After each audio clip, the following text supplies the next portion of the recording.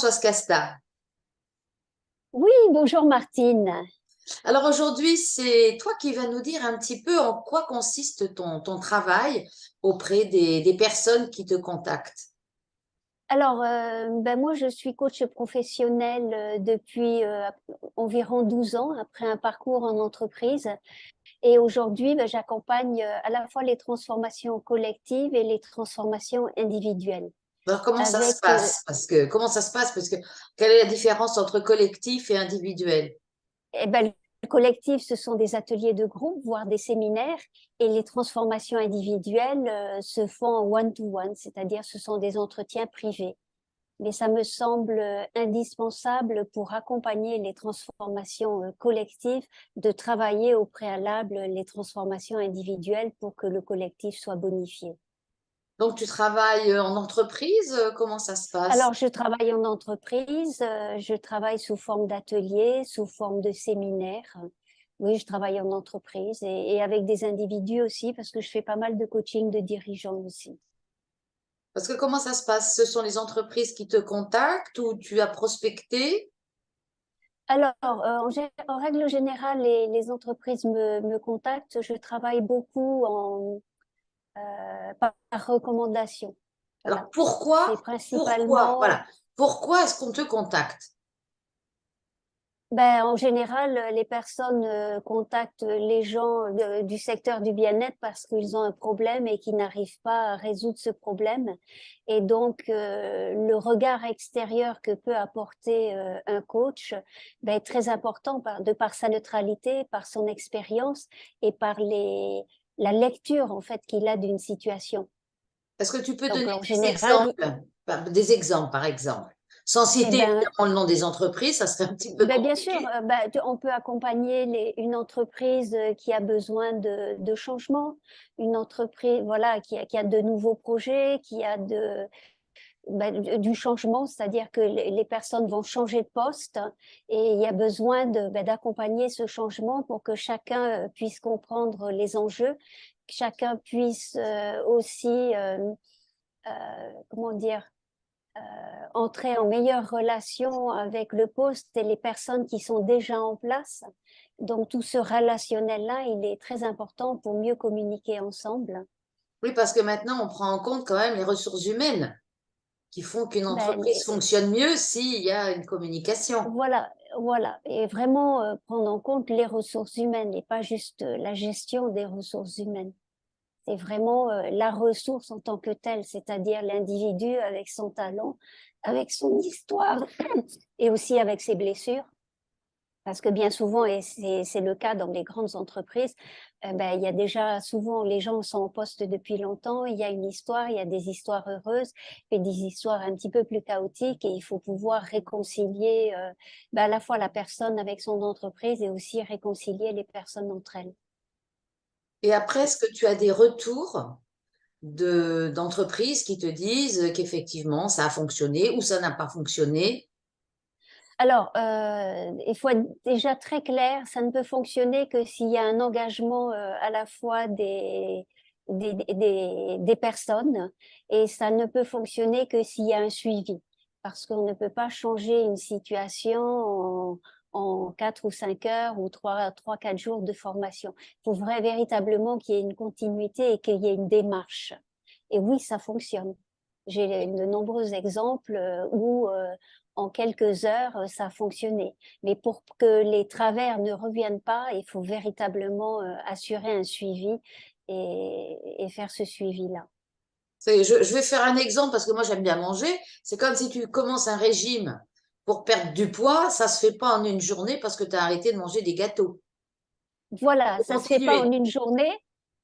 Et à l'issue de ton régime, quelle que soit la durée de ton régime, tu vas reprendre tes kilos si tu n'observes pas une certaine vigilance et une certaine hygiène de vie.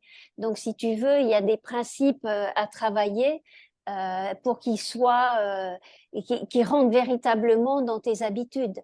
Et il faut changer les habitudes, il faut changer les comportements, et ça, c'est pas facile, et ça s'accompagne. Voilà. Et où est-ce que tu trouves le plus d'écoute en général? Est-ce que ce sont chez les dirigeants ou chez les employés ou les ouvriers? Alors, chez les deux. parce que si tu trouves de l'écoute chez les employés et qu'il n'y a pas d'écoute chez les dirigeants, ça ne peut pas fonctionner. Et souvent, de manière générale, le point d'entrée, c'est quand même le dirigeant pour faire de l'accompagnement. Donc, moi, je préconise en fait un accompagnement dirigeant et employé Et en même temps. est-ce qu'on peut devenir coach comme ça ou il faut vraiment une formation? Quel a été ton Alors, parcours? moi, mon parcours, il y a un peu plus de 12 ans, j'avais besoin de me réinventer au niveau professionnel. Donc, j'ai entamé une première formation de coaching, coaching de l'individu et aussi coaching d'entreprise. Donc, j'ai fait les deux formations. Et l'année dernière, enfin en 2021, j'ai repassé une certification de coaching qui est plus axée sur la performance et la réussite parce que j'avais besoin de me renouveler, de me réinventer. Oui, non, c'est une vraie formation, ça demande énormément d'écoute. C'est très différent du mentorat. C'est souvent confondu avec le coaching sportif, mais le coaching, c'est véritablement un travail d'écoute et un travail d'accouchement de la solution, pas par le coach, mais par le coaché. Donc, ça demande beaucoup de doigté, de finesse et pour poser les questions, être très à l'écoute, amener le client à explorer les pistes qui sont les meilleures pour lui, mais il faut vraiment l'amener à ce travail-là qu'il le fasse lui-même. Mais c'est un peu un travail de psy en quelque sorte. Alors, il y a beaucoup d'outils, bien sûr, de psy, mais voilà, oui, oui, de toute manière, tous les problèmes relèvent de psychologie, hein, de mauvais fonctionnement et de compréhension.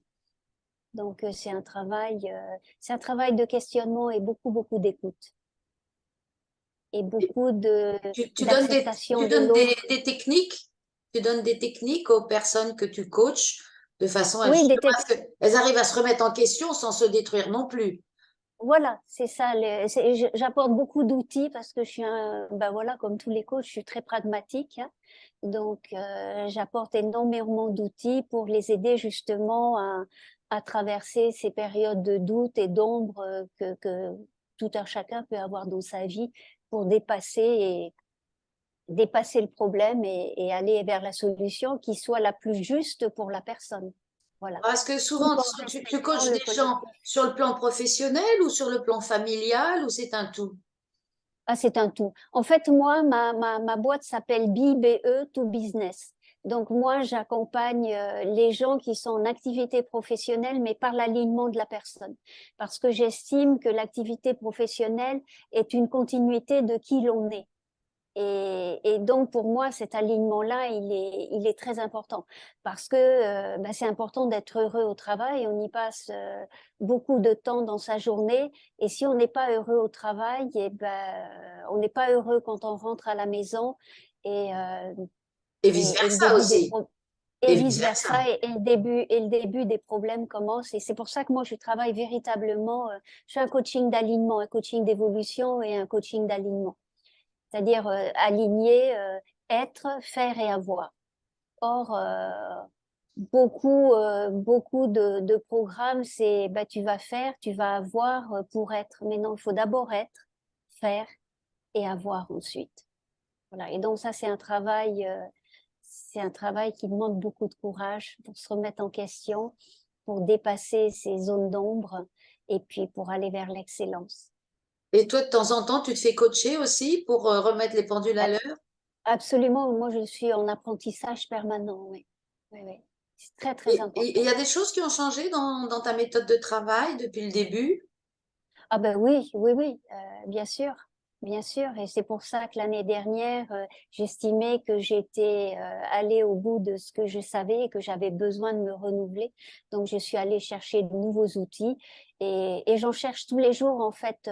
Chaque situation pour moi, chaque chose que je suis, que ce soit des conférences, je les intègre pleinement pour pouvoir ensuite les redistribuer. Donc, c'est un processus constant d'évolution. C'est-à-dire que ce que tu préconises pour les gens que tu coaches, tu te l'appliques à toi-même. Ah oui, je l'ai déjà appliqué à moi-même. Oui, oui, absolument.